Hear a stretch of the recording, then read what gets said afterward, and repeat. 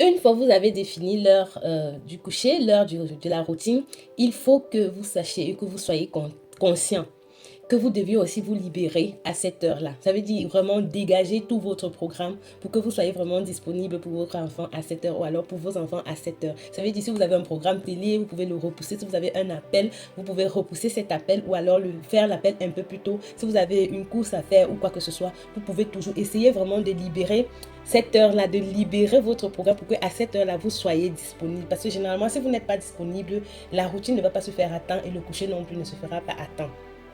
Et une fois que vous avez dégagé de votre temps, parce que vous êtes le maillon fort de la routine de l'enfant, puis si vous n'êtes pas là, l'enfant ne va pas faire sa routine, ou alors si vous n'êtes pas présent à 100%, l'enfant aussi aura de la peine à pouvoir faire sa routine parce que l'enfant aura besoin de vous, besoin de ça.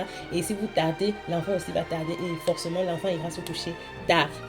Une fois que vous avez réuni toutes ces choses-là, il suffit juste de mettre toutes les activités que l'enfant a décidé de faire lors de sa routine, de les faire et ne pas faire autre chose que ça. Par exemple, si vous avez dit brosser les dents, se laver, un pyjama, ceux qui prient, prier, ou alors une lecture, ou alors une chanson. Il ne faudrait pas qu'après, généralement, quand l'enfant veut déjà dire non maman je peux manger et que vous commencez à dire ok mange après, bon on va repousser.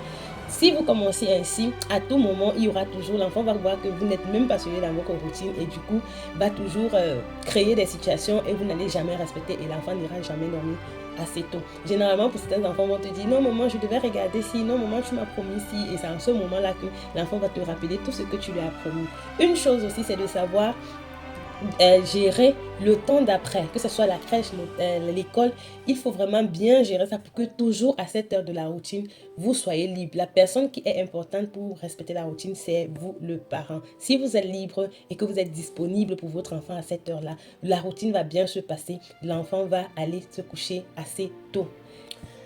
Alors j'espère que cette vidéo t'a plu. Si toi aussi tu es un parent engagé, motivé, qui aimerait faire un plus pour l'éducation de ses enfants, cette chaîne est pour toi. N'hésite pas de me mettre aussi en commentaire quelles sont les astuces que tu utilises pour pouvoir envoyer ton enfant assez tôt au lit. On se dit à la prochaine. Bye bye.